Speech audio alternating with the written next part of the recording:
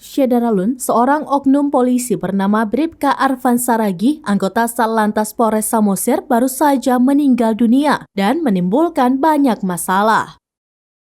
Semasa hidupnya, Bribka AS diduga telah melakukan penipuan dan penggelapan pajak kendaraan terhadap wajib pajak.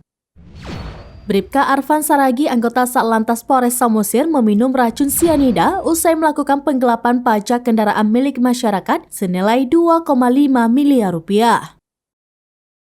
Menurut laporan, Bribka Arfan Saragih dan komplotannya telah menipu 300 warga yang sedang mengurus pembayaran pajak kendaraan di UPT Samsat Pangururan.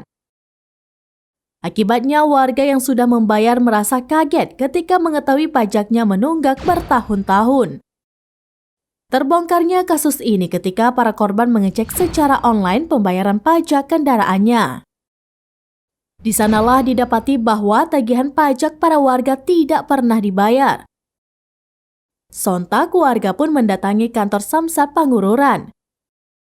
Berdasarkan keterangan Kapolres Samosir, AKBP Yogi Hardiman, terbongkarnya aksi tipu-tipu anak buahnya itu bermula dari adanya keluhan wajib pajak yang merasa janggal dengan pembayaran pajak kendaraannya.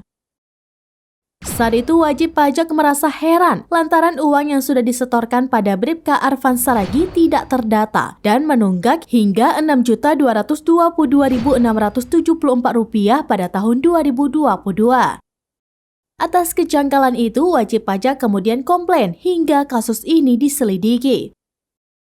Belakangan, setelah kasus ini mencuat dan diselidiki penyidik Satreskrim Polres Samosir, Bribka Arfan Saragih kemudian bunuh diri dengan meminum racun sianida pada 6 Februari 2023. Jasadnya ditemukan di Dusun Simulop, Desa Siogong Ugung, Kecamatan Pangururan, Kabupaten Samosir.